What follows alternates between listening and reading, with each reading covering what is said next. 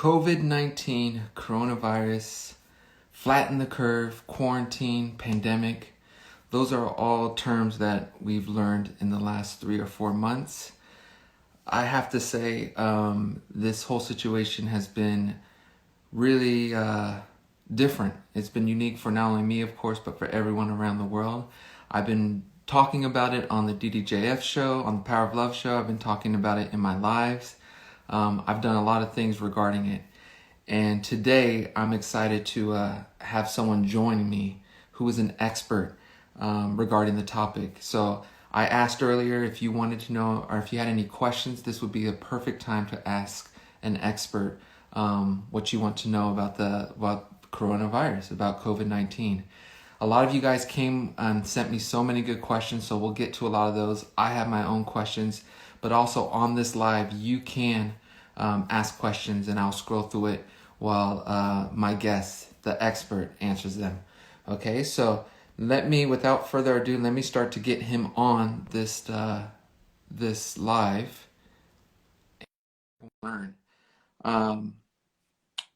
Let's wait for him. Before I introduce him, he's a bioengineer and synthetic biologist at MIT, and he's a founding member of Beat the Virus. Dr. Davidson Cong is going to join me any second. I see it say waiting for Beat the Virus. It's coming. But again, thank you guys for watching, because I think there's, at least what I've gathered, there's a lot of misinformation out there. Sometimes you guys know how I feel about the media. Sometimes they may scare us more than they need to, or they may not cover some things that we feel need to be covered.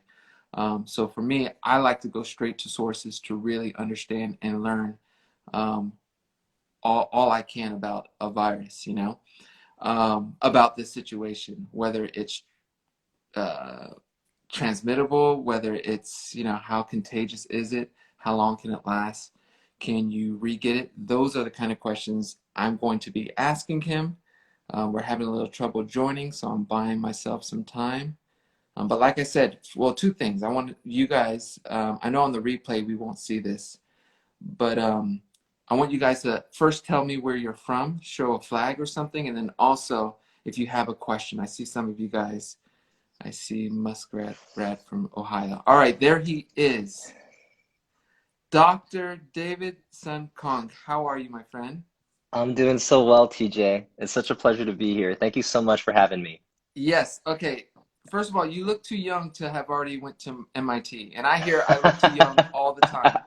So, actually, this is the first time I want to know what is the secret to looking so young. It's so funny. I actually just turned 40, believe it or not. So, I chalk it up to good moisturizer. I think, after you Yes. shower, you got to moisturize. Okay. Well, first of I all, think the Asian genes help too, yeah. but yeah. Welcome to the club.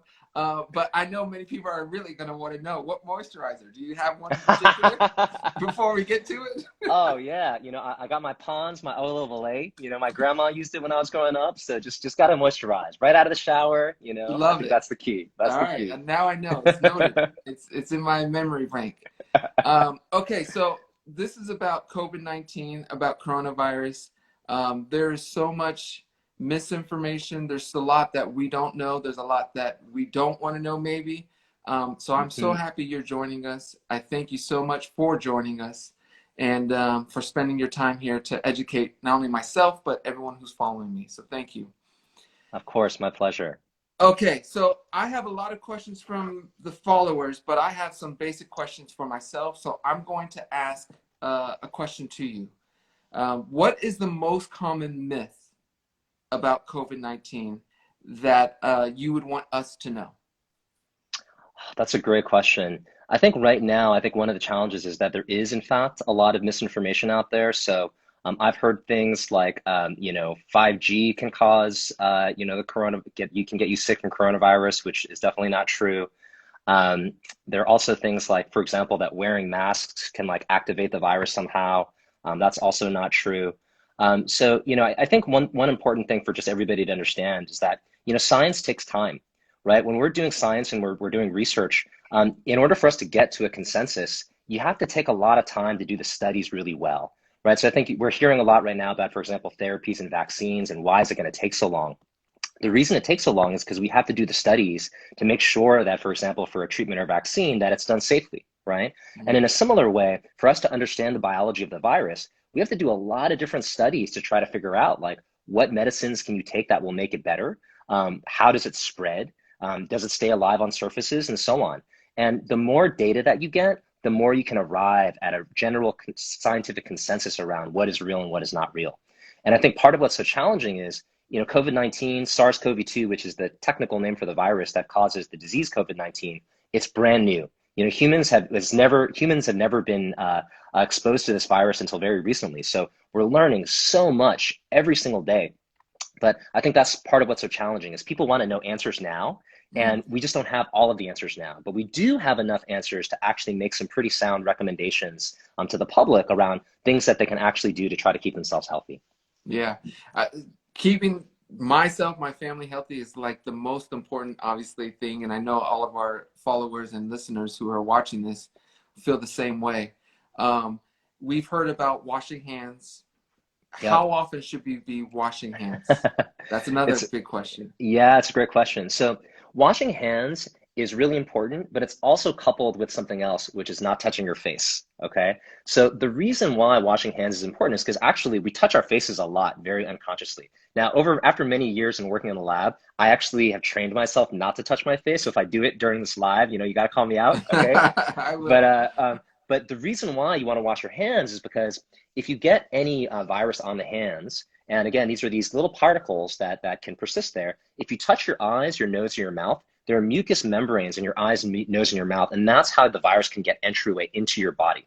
And once it's inside, it's looking for a particular type of a receptor, something called an ACE2 receptor. But that's kind of the way it gets into your body and can start replicating. And so the reason you wash your hands is to get the virus off of your hands, but then also not touching your face. So those are the big, big ways to keep yourself from getting sick. That's one way. The other way, of course, is if somebody breathes or coughs or you're kind of inhaling virus that way. But that's the reason why. And so if you're out and about, for example, if we're starting to open up the economy and so on, being out, especially and you're in a situation where you're touching surfaces that are not familiar to you, then that's where washing your hands or using some hand sanitizer is really, really important because if you accidentally touch your face after you had touched a surface that has some of the virus on it, that's a way that you can get sick. And that is something that all of us, I think, can get better at. Uh, Yeah, yeah, for I'm sure. I am guilty of that myself. Um, Real quick, Doc, I put the right handle on the pinned comment right below. I'm not sure. Oh yeah, You beat the have some. virus. Yes, it is exactly. Okay, That's it. perfect. I'm gonna Yep. pin that until we get to their questions because I still have two more questions for you. Well, more, but Yeah, of two more course. right off from your last response. Sure. Washing hands. What is the proper way to wash hands? I've heard singing a song, certain length.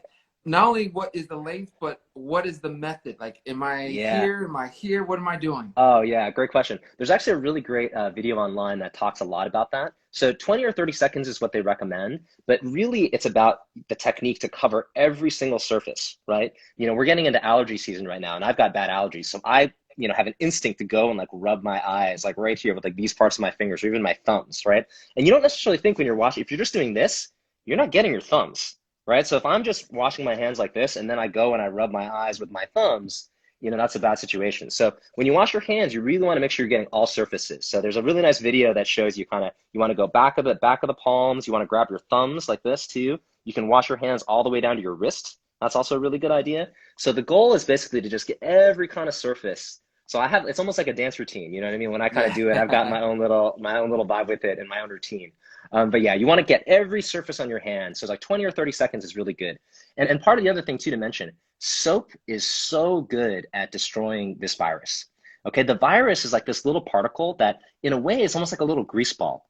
There's a bunch of it's something called a lipid, but it's like a little bit of grease almost that holds the virus together, which is why soap is so good at breaking the virus down. So that's why, just washing your hands with soap, even using like soap and water with a paper towel is really good for disinfecting surfaces too. Soap is a great, great disinfectant and a great friend and helping you stay clean. Okay, now as we open up, I know a lot of places are slowly opening up. Yep. I know soap is going to be in the bathroom. I'm pretty confident that the soap they are using is going to be the proper type of soap Yep. that will take care of any viruses that could be lingering on our hands.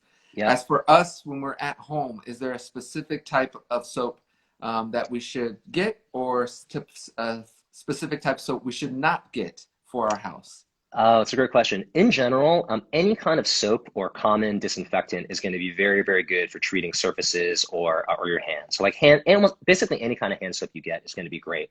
And just standard disinfectants are very, very good for surfaces. All of those are going to be very, very effective against keeping your surfaces clean, keeping your hands and your body clean. So, but the question is just, especially if you're in a household with a bunch of other folks that are living there that are going in and out, and so there may be common surfaces that you're all touching, then that's a situation where, regularly wiping down those door handles or your refrigerator handle or any things like that will be a good way. Because especially as we start getting going out and about more, and we are potentially getting more exposure, when you come home, making sure you've got a good routine to make sure you're disinfecting those common surfaces in particular is really important. Cool. And real quick, what about hand sanitizer? Yeah, in general, all of those are pretty effective. For Okay. hand sanitizer, you're looking for the ones with ideally like 70% or more alcohol.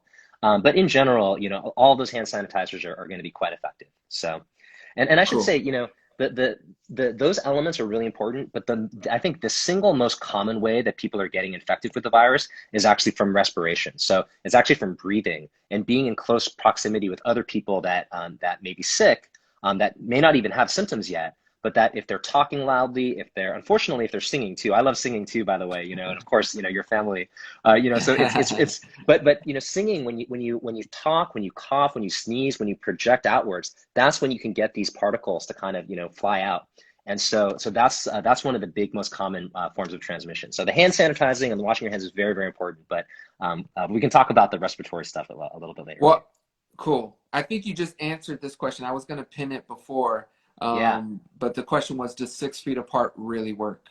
Yeah, Um, that's a great, great question. So, 6 feet apart is a reasonable guideline, and again, but it's not perfect, right? It's definitely not perfect. There may be some situations where, if you're spending a lot of time in the same room, like again, there was a pretty famous case of a choir in Seattle where they had like a good number of people. I think there were about 60 people in the room together, and even though they were maintaining distance, because they were doing a lot of very loud singing and they were projecting a lot and they were in that room together for a very long time, then it still had an impact, right? So I think one way to think about it, it's distance, but it's also the amount of time of exposure, right? So for example, every single day I will go outside. I'm very fortunate to live next to a really nice path, right? To take a walk every day. And so I'm not really worried about people that are like passing by and just passing by for a brief moment. I mean, unless they like cough right on me yeah. and they're like, David, come over and cough on me. But if we're keeping our 6 feet distance and they bike by or jog by or walk by, and again, in my area too, everybody's in general has been very good about wearing masks, which is a really good way to keep those droplets from flying out, and potentially interacting with other people. So, in situations like that where it's just very, very quick interaction, 6 feet is really, really good. But if you're in a situation where you're going to be in an enclosed space together for a longer period of time, then that's where your risk potentially can go higher. Cool. Okay, and to rewind, I'm seeing some of the comments. Someone asked about Lysol spray in terms of Yeah, disinfectant. That's all good. all good, but please do not ingest it. I will say Okay. that. Please There's do been not some ingest it. confusion on that, right? Yes, yes. Please, Okay, please do not what ingest it. about Yeah. pets? Dogs, cats, can they spread COVID-19? That is a really great question. On that one, I would say that we need to do some more studies. So one thing that's very interesting about these coronaviruses. So again, you've heard the word coronavirus to talk about COVID-19. Coronavirus is actually a category of virus. There's a number of different coronaviruses. And in fact, many people don't know this, but there are around 4 coronaviruses that cause the common cold and that actually have been circulating in the population for a while. So you may have already gotten sick from the common cold from one of these coronaviruses, which is very similar to genetically to this particular coronavirus.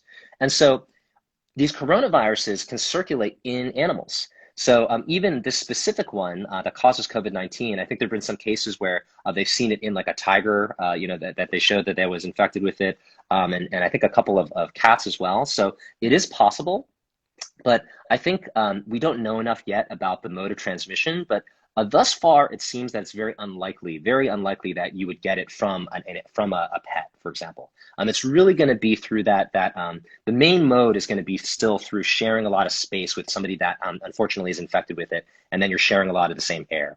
So I would be cautious because there need to be more studies. But in general, I think what we've seen so far is that the likelihood of transmission from a pet is very, very low. Cool. Okay, Nasat wants to know, besides washing your hands, is there anything else you can do to protect yourself or protect your immune system? Is there any other tactics you Yeah. recommend, vitamins, whatever you would suggest? Yeah, it's a great question. I think in general, common sense things about how you stay healthy are just really important. Like I know for myself, I try every single day to get in some good exercise, make sure I'm getting good sleep, drinking a lot of water, staying hydrated, eating a lot of good veggies and fruits. So just really common sense things to boost your own immune system and keep yourself healthy. Like I take a multivitamin every day. All of those things are really, really good. Now, as we learn more and more about the virus, we may realize that there are certain supplements that might be particularly effective or particularly protective. We don't quite know those answers yet, but again, there's so much we're learning every single day. All of the doctors and scientists are working really, really hard on learning as much as we can. So, but for now, I would say that the simple guidance is just to, do the common sense things to make sure that you're keeping yourself really healthy and strong. Cool. So thank you for that response. I put on my IG story just a couple hours ago an open box for anyone who couldn't join this live to ask a question. This is a lovely question, one that I've actually wondered all the time. Can we catch COVID-19 more than one time, or are we immune once we've had it? That is such an amazing question, TJ, and it Yeah. is like one of the hottest topics in research right now. Okay. So, from everything we know about other types of infectious disease, in general, when you get sick, right, your body produces what are called antibodies. So these particular, kind of defense mechanisms in the immune system that really protect you against certain diseases after you get sick. And so after you recover, your body's produce these antibodies, and then in general, those antibodies will persist in your system, and your immune system has what's called an adaptive immune response. So it's got a memory. It remembers that specific virus and then can protect you from getting reinfected. Now, what we don't yet know about COVID-19 is how long that immunity lasts, right? Now, we know from other coronaviruses, I mentioned there's a number of other coronaviruses that the population has experienced before. The story is kind of mixed. So for SARS and MERS, these are two other coronaviruses that we've previously had before. The immunity can last as long as, say, like a year. And for the common cold ones, though, it can be sometimes shorter. So the shorter answer is we don't know exactly yet, but there's evidence so far that the likelihood of reinfection, at least in the short term, seems to be low. In other words, that after you get sick and you recover, it seems like you do end up having some protective immunity. So there's been a number of studies that have just come out in the past few days, even where they've worked with different other types of animals, like these different monkeys and some other animals, and they've infected those animals and then shown that actually they do have protection for quite a period of time afterwards. So the likelihood that we will have immunity is high. The question is for how long, and that's something Yeah. that we're still doing a lot of research to understand. But it's a huge question, and I think I'm following that particular thrust myself very closely. Cool. Okay. Not sure how to say the name. I'm going to say Nora Osman. She wants to know, how do we clean our groceries? Do we have to wash all the packages?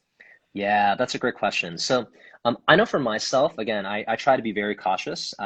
And so you can, for example, when you come back from the grocery store, and this is something that I do myself, I will take like a paper towel and soap or just your favorite disinfectant. You can use Lysol or whatever and spray the surface, and then wipe down the containers and any plastic wrap. Because if you think about it, if you're at the grocery store in particular, right, if there's a box of something that you've grabbed, you just honestly don't know who else has touched it, right? I mean, Mhm. we've all been like, we reach in, grab the milk, you look at the date, and you're like, oh, I don't want this milk, I want that other milk, right? So we've all done things like that, and people still do that, right? So that's why it's important, I think, if you want to be extra precautious, just to give yourself a wipe down, when you bring that grocery back in.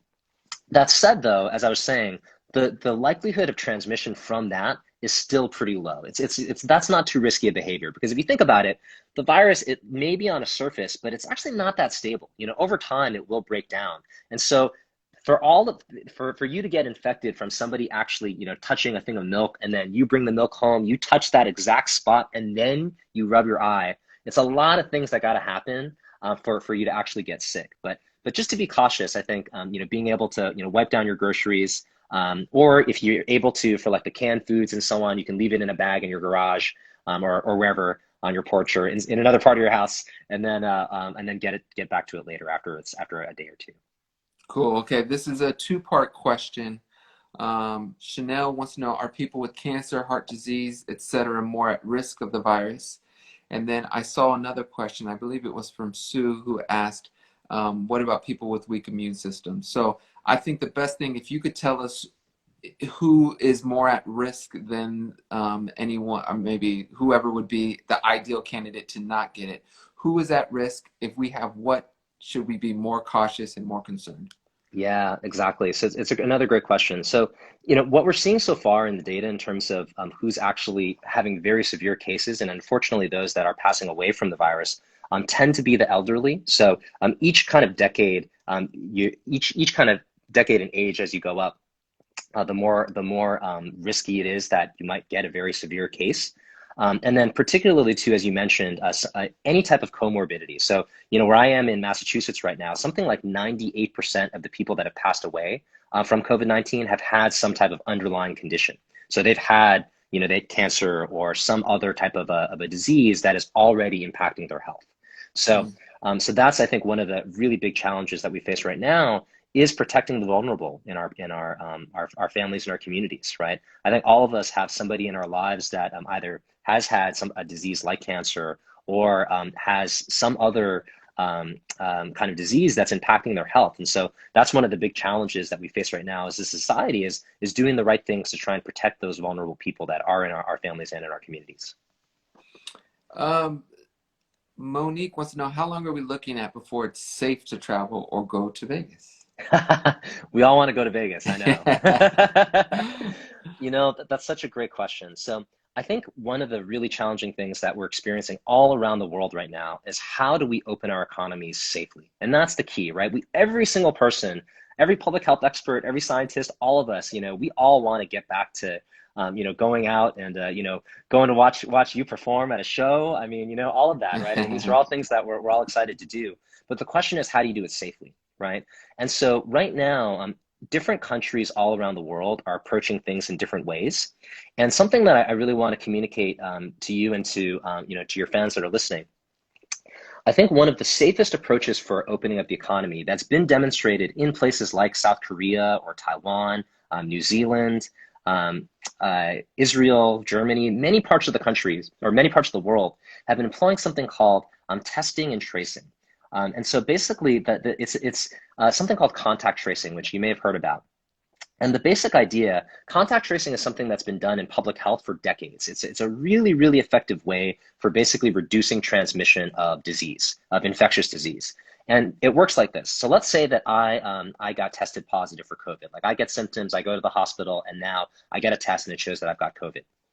Now, if we have widespread testing and contact tracing set up, then what would happen is the public health officials would then say, okay, well, David, who have you been in contact with for the past 5, 6, 7, 8 days since when you got infected, right? Mm. And they would trace back and figure out, if I went to your house, for example, and we hung out, then okay, well, then TJ, you might have been infected, right? Right. So the public health experts would go through and literally trace back all of the folks that I may have exposed and then test those people, right? And so that's one of the most important things we can do, because if I can trace back to every single person that I may have infected, test those people, then you can basically isolate and put out one of these little outbreak fires, right? It's like a little fire that's starting to take off. And if you do this process of testing and contact tracing, you can find out everybody that might have gotten exposed, get them isolated from the rest of the population so they can't infect anybody else, and then get those people treatment, right?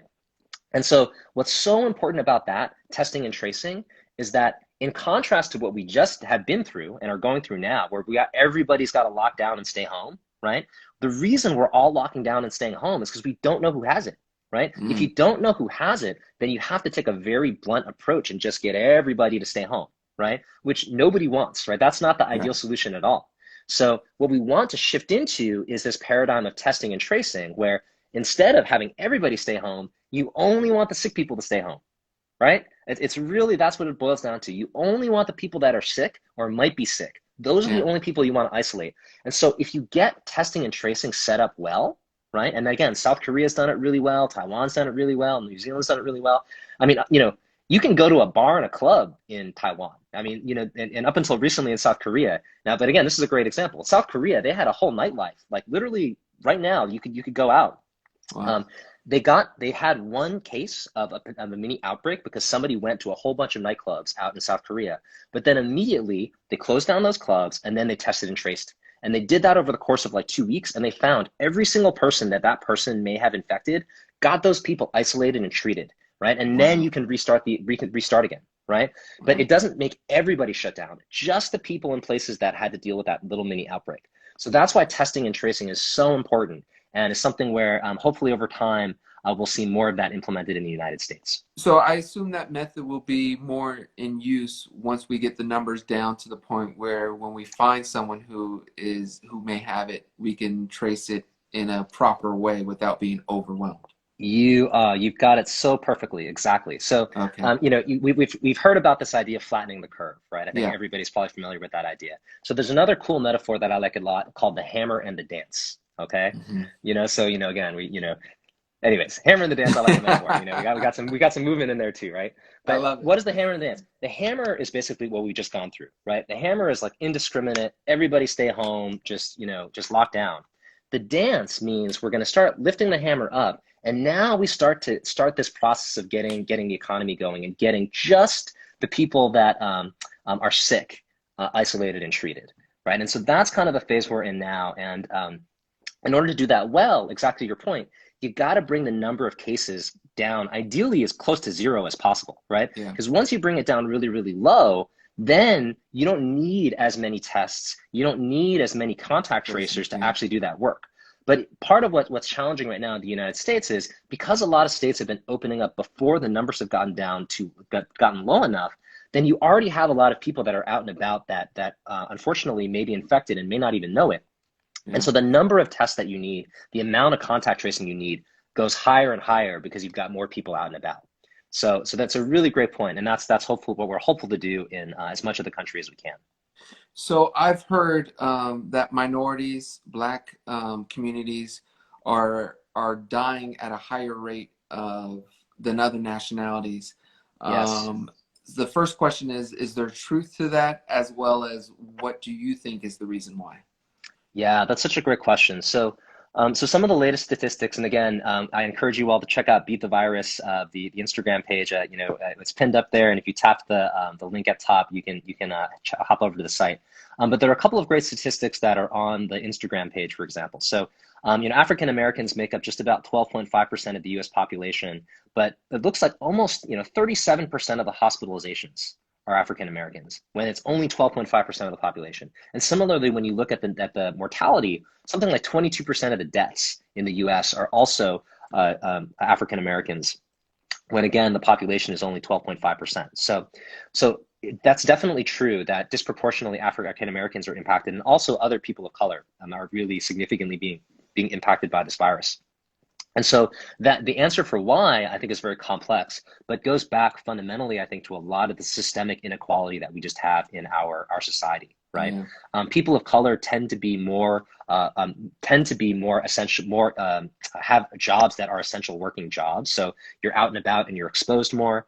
Also, depending on where you are, you may be in situations where you're living in a family home where there may be multiple generations in that home, so you've got more density. Again, that's Yeah. one of the big things. If you're sharing a lot of physical space with people, that's one of the easiest ways to get an infection. So if if your mom is going out to work because they got a job and they got to go work, and then they come back, and then if you've got a number of family members that are living together, it's a lot easier for that infection to spread within that household. And so I think a lot of in the United States, there's a lot of predisposition toward that for communities of color, and then Yeah. just a lot of inequalities in our system in general. The number of folks, the communities of color that have health insurance relative to the rest of the population. Again, in the United States, we do not have universal health care, right, which is a Yeah. really big issue. And Yeah. so I think, unfortunately, COVID-19 has really exposed so many of the systemic inequalities that we have already in society and made them, really visible. Yeah, So on the one hand, that's terrible, but on the other hand, hopefully, now that we've got our eyes on it and we can really see it, hopefully we can really make some significant policy changes to make sure that for the future we don't experience something like this again. great. Great answer. Thank you for that.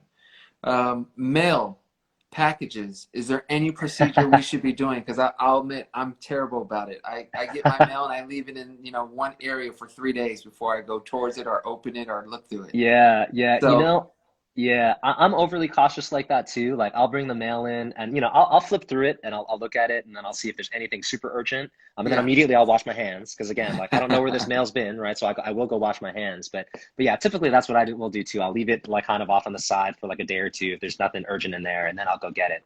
I think we're being cautious, which right now is good, right? Because like going back to the beginning of the conversation, we still haven't done enough of the studies yet to really say definitively that, hey, you know, you're going to get this 95% of the time from people breathing on you and only, 1% of the time from like a package, right? We still don't know that answer yet. So I think until the science gives us more of an indication, being cautious is good. Hmm. So that's why I personally take those precautions as well. But so far, it does seem, again, just to emphasize, the likelihood that you're going to get it from a surface seems like it's low. And something like the mail also is like the likelihood of the mail person like coughing on your package, then the virus is on the package and it's sitting outside where it's degrading, and then you touch that exact part of the package that they coughed on, and then you have enough virus on your hands to then rub it into your eye to get sick, right? All of those things would have to happen for you to actually get infected. So if the risk is low, in short. Okay. Rebecca wants to know, why are people with no underlying conditions dying? People that appear to be completely healthy. That's such a great question. And I think one of the really, really challenging parts about this particular virus is, we started out thinking, hey, it's really just about the lungs, right? Or it's really just about your respiratory system. But then, we're like, hey, why are people losing their sense of smell? Right? This is also really interesting and different. And then, why is there a gastrointestinal part? Why are we seeing virus actually in feces? So like in your stool, right? And now we're starting to see, in young kids, this inflammation disorder that's emerging. Mm. So there's a lot that's going on with the pathology of the virus and how it infects the body, and then the way that our bodies handle it. And so the shorter answer is we don't know exactly why. And we still don't know exactly what are the specific conditions that make it better or worse in terms of your impact. So unfortunately, there are a lot of healthy people that are being infected and getting very severe cases, and we still don't totally understand exactly what is leading to that. But that's really at the very frontiers of the medical science that's happening right now, and our ability to unravel those details. But this is something that we're going to learn more and more about every single day, every single week that goes by. We're learning more and more about it. So that information is power and will really help us come up with the treatments and ultimately the vaccine that we'll need to protect ourselves. Great. So when the virus first started, I remember hearing how kids were either immune or they weren't really susceptible to any dangers Hmm. if they got the virus. Yeah. Now, in the recent weeks, I've been hearing about how there's a virus, like a strain of this COVID-19, that if affecting a kid, it actually is very lethal. Um, can you expand on that and just let us know what that all is about? And Yeah. if there's a relation to it. I just posted a pin. This is what prompted the question. Yeah. De Jesus Jones wants to know, why are children not getting COVID-19? You would think they get it more because of the running noses and coughing, etc. Right, right. Yeah. Again, these TJ, all these questions are all just the best questions. I You got picked the some good best one. followers, Doc. I got You some got good the best followers. followers, the best fans for sure. So yeah, so there are a couple aspects to this. If you look at the data, right, if you look at the people that are getting tested, and when we do test young people, and see ultimately who's getting hospitalized and who is dying from this, um, it is the case that young people, children, by and large, the mortality rate is very low. It's very, very low. Okay, which is very, very good, right? So in general, our young people are not dying from this disease at nearly the same rate as elderly folks. So that's one that's really good. One part that's really good. Now the question is why, right? So there are a couple of interesting hypotheses that have just started to emerge. I was actually just reading a study yesterday looking at the fact that I mentioned before, there's a particular way that the virus gets into the body. So if you think about it, it's sort of like the virus is like a key, and it's like a key, and it's looking for a keyhole inside your body to kind of get in, right? It's got to figure out how to break into your house, right? And so that the way it gets in, as I mentioned, is this particular protein, is this receptor called the ACE2 receptor, okay? And there are a lot of that receptor in the back of our noses, also in our throat and Uh, throughout the body. Okay, this particular kind of doorway into the our cells. And so children, it's hypothesized, just have fewer of that protein. Like in their noses, they actually have less of that protein than adults do. So if that's the case, then that kind of makes sense, right? If the virus is kind of looking for its way inside your body and there's just less of that protein in the noses, for example, of kids, where that's one of the big ways it does get into the body, then that would help to explain why children are not being as infected as at higher rate. Now, again, we need more time. We still need more time for those studies to unfold, but I think that's one of the big areas that researchers are really digging into is understanding its impact on children. Great. Okay, so I'm very cautious. I'm very worried about this. Some people may feel I'm overly worried. I just am one of those that if I don't know enough about it or if something new, I try to be cautious. Um, what would you say to those who are saying there's no validity? I know that's something that seems to be more of an American mindset because, you know, Europe and other Asian countries have had more severe, I think, cases. Maybe, I don't know, maybe I'm wrong. But it just seems like there's a lot of American sentiment that this whole thing is just the ploy, you know, to not get Trump reelected or whatever it is, which doesn't Yeah, make sense if the whole other world, the rest of the world is suffering from it. yeah. What would you say to those who just don't believe this is a serious issue? Yeah. I mean, it's a great question. I think one of the kind of challenges that we all face as humans is until we're personally impacted by it, it all feels like theory. It all feels like some abstract thing, right? We saw this even in the United States, right? Like, you look at what happened in New York. New York, there were hospitals there that were basically on the verge of collapse. There were so many patients that were coming in sick and that needed care and couldn't even get hospital beds.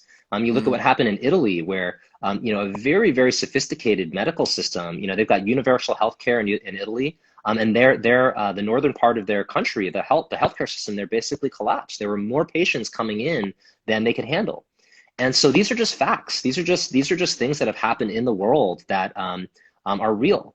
And I think one of the challenges right now we face in the United States is there's just not a lot of trust, right? I feel like my yeah, hope is right that scientists, that the medical community, that the research community can continue to try and communicate with the public. Which, by the way, TJ, I think what you're doing here and having somebody like me, but just using your platform in general is so important, right? We absolutely. need lots of different communication to the public. We need to get the message out. We need to get the word out. And that's what Beat the Virus is all about, actually, right? The whole purpose of this campaign is to try to really get the science and the facts out there to the public because it's a scary time. It's a confusing time, right? I think that's something important to acknowledge. People are losing their jobs, their livelihoods are being impacted. They may be hearing stories about people getting sick, but then it's like I'm losing my job, but I'm hearing stories, but I don't know if it's real, right? Yeah, And so, one of the challenges we face in the United States is that, frankly, we don't have a lot of good communication right now. I There's so agree. many conflicting messages that are coming out that we're hearing either from, our presidents or from, government officials or from the news. You're hearing a lot of different stories at the same time. And, when you're dealing with a pandemic and an outbreak, one of the most important things is having consistent communication, right? If you go to Germany right now, Angela Merkel, she's a scientist, right? So she gets in front of the German public every day and is communicating with them about what's going on with the virus, what the latest numbers are, and so on. There's a period of a few weeks in the United States where we had a reasonable version of that, when Dr. Fauci and Yeah, Dr. Bricks were really communicating a lot. And I thought that was really great that we had that. And so I think at the state level, you're seeing some aspects of that. And you're in California, so I think Governor Newsom, it seems like he's been doing a pretty good job. So I yeah, would say, for folks that are out there, try to listen to some of your state health officials. Your governors. They're in general, governors, Republican governors, Democratic governors. I mean, at the governor level, I think people have been pretty good about trying to make sure that their people are safe. So I think that's just one of the big challenges right now. Is just getting good information out there, and that's what I'm trying to do my best. And TJ, again, shout outs to you for Yeah. using your platform this as well. This is why I do what I do. I love being able to help and give people a chance to ask someone like you a question. So thank you for joining. Of course. My friend Michael in New York wants to know, the news says that the winter will be worse. Will the Mm. virus ever disappear, or do you see it just lingering on? Yeah. So I think that's one of the big challenges about this virus is that, there are two things. One, it's very contagious, right? It's very contagious. It's more contagious than something like the flu, for example. And then two, it's quite deadly, right? Again, also much more deadly than something like the flu. And so that combination is what makes this particular virus so nasty and so rare. This is the first big pandemic we've had like this in maybe 100 years. That is Yeah. that combination of contagious and lethal. And so unfortunately, right now in the world we've got about 5 million cases. In the United States we've got about 1.6 million cases right now, which is a huge number. But until we come up with a really effective treatment, so a way to basically cure people if they have it or make it much less of a severe illness, or until we have a vaccine, which will again prevent you from getting the virus, unfortunately, there's a lot of uninfected people, a lot of people that have never gotten the virus before that can be exposed to it. And so unfortunately, there's going to be a resurgence. I mean, it's basically inevitable that we're going to see more of the virus passing around. And the question is when and how much, right? So if we're lucky, as the weather gets warmer and as we are getting into the summer months, we may see the transmission get lower. And part of the reasons, there's a bunch of theories around that. So again, if you think about things like the common cold or the flu, even some of the other coronaviruses I've mentioned that cause the common cold, they tend to be more seasonal. And part of that is because when it's hotter out, the virus just doesn't survive as well when it's hot and humid. And also, when it's cold and dry, it's easier when you cough, that your cough can kind of like spread more easily. And also people are inside a lot more in the wintertime, right? Which is another factor we've talked about. So there's a variety of reasons why, when it gets to the colder months and once it gets into the fall and winter, why the conditions are such that we could see more infection, right? And so that's definitely the worry and the concern is once we get towards the winter, that we will see another spike in cases.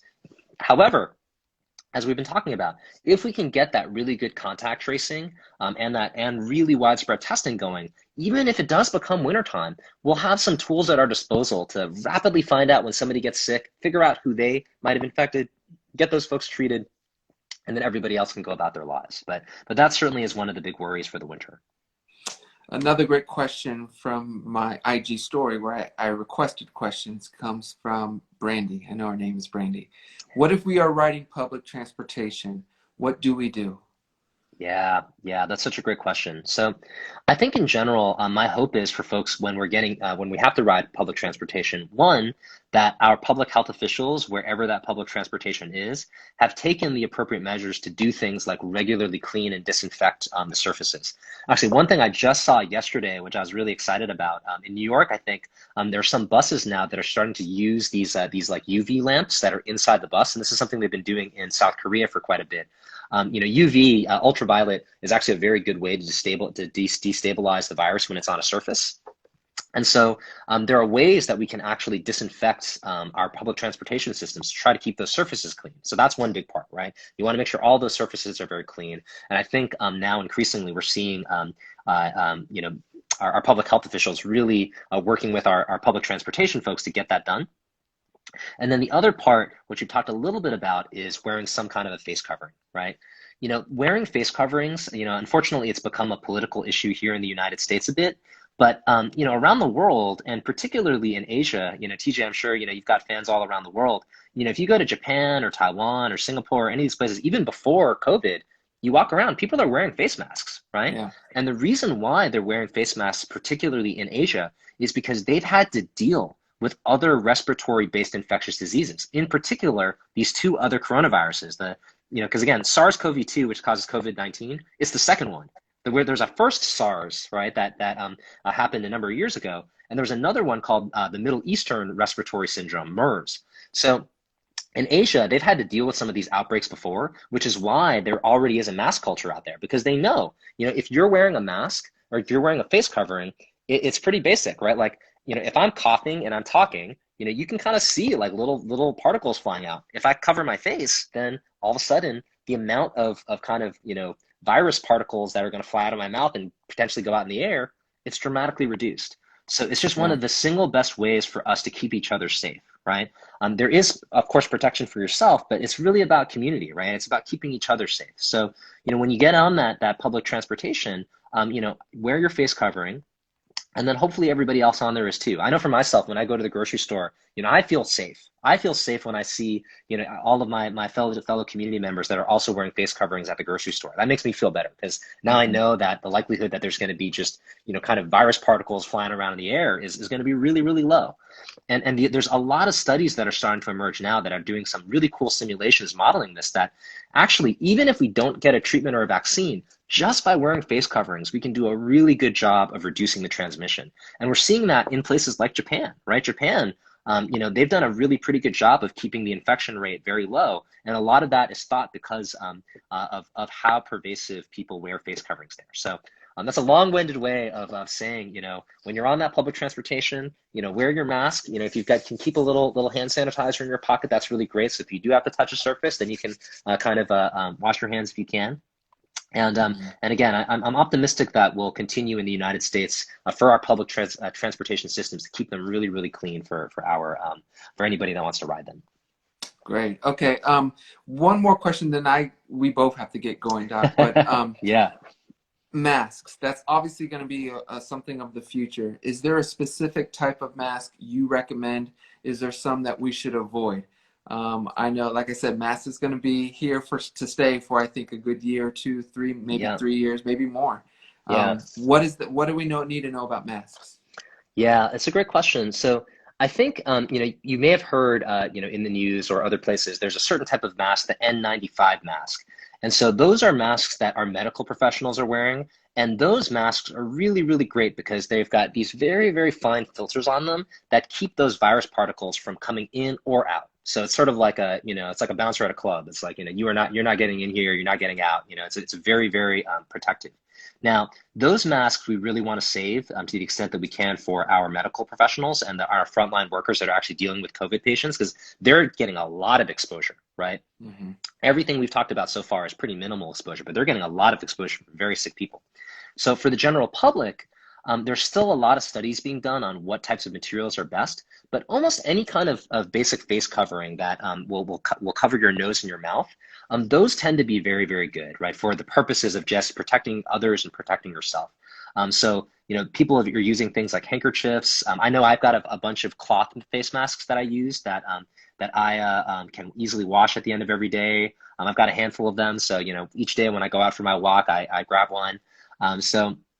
So that's a really, really, just any, cloth is good, but almost any kind of face covering should be pretty good. But as we learn more, TJ, I'll keep you posted. As soon as I Yeah. hear more.